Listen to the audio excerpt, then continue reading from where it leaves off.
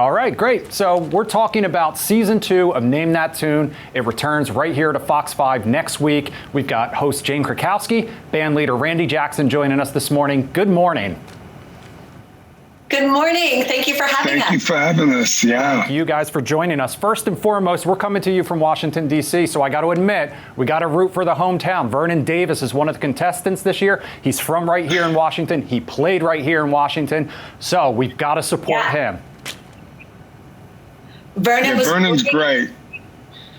Vernon played against Victor Cruz, 2 Super Bowl winners, and we were very lucky to have them come. They played so well, and Vernon does a little rap on our premiere episode. Yeah, Vernon's got a burgeoning hip-hop career, man. Watch out, DC. All right. He's a real performer, that guy. All right. Well, we're going to have to scoop him up when he's done with you guys. In the meantime, you mentioned 2 professional athletes, Super Bowl champions. You also have a who's who of actors. You've got singers. You've got musicians, Olympians. So does one have more of an advantage over the other? Does having a background in music, Randy, make you better suited for a show like Name That Tune?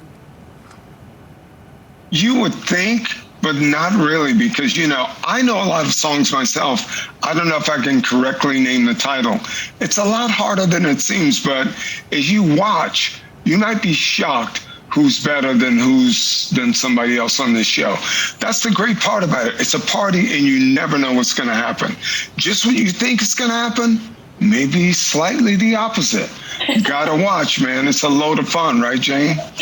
It sure is. It was quite surprising to see who would know the most music in what comes up during the games that we play, too. Because it's also, you don't know what genre it's going to be, and you don't know what time period it's going to be from. So there's a lot of things that go into it. But what was lovely is that all the celebrities came and played for their charities of their choice. And a lot of money was won for a lot of charities that are in need at this moment.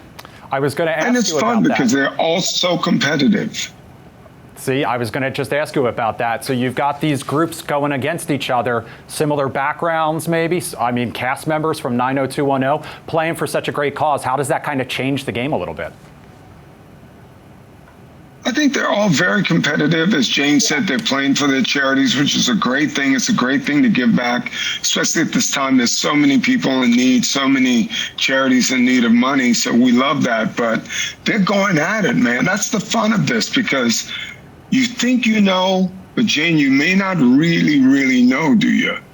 You don't, and it was so fun that they came and played so well, and I think it elevated the party for me and Randy too, because season 2, we love the show, and it just added a new level of excitement and fun in the actual studio for Randy and I to have new people and fun celebrities to play off of. I think the people that are the most competitive do the best, maybe not necessarily in music. Interesting. That's a good point. So, Randy, let me ask you, you mentioned being in studio. A lot has obviously happened in the world since the last season. Was it nice just to kind of get in front of a crowd and be able to play again?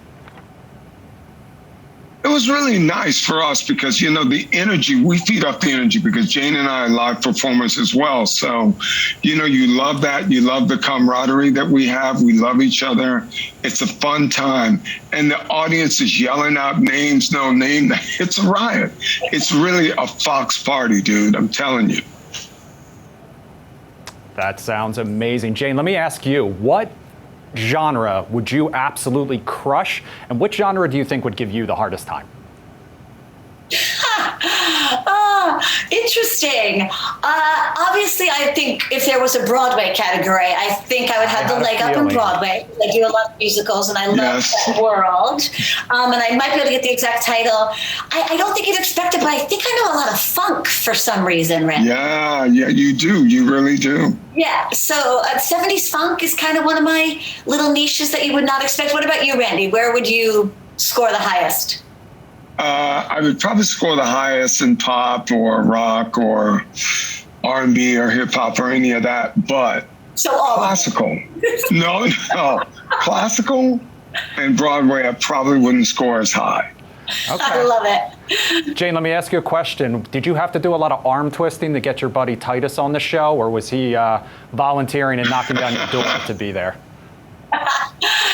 We're such good friends, and we actually sing and perform together live all over the country. And so we always show up for each other, and it actually really touched me because we filmed season 2 in Ireland, and a lot of people came a long way to play the game with us, and it touched me when Titus showed up. I was sort of like, when he finished the game, I was like, you got my back, I got yours, I'll always show up for you. And it was lovely to have that. We got to sing a little bit on the episode that Titus is on, and he played against a Spice Girl, so I think Yeah. pretty excited to meet a Spice Girl too, to hang out with Mel B. That was pretty fun.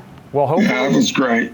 Well, hopefully when you guys hit the road again, you'll be able to come back to Washington, D.C. We saw you at the Kennedy Center before, and hopefully when you do that's come back to right. Washington, you can come visit us here in studio. I'd love to do that. Thank you so Love much. that. That's great. All right, thank you, Randy and Jane. We look forward to the season premiere next week. Thanks. Thank you.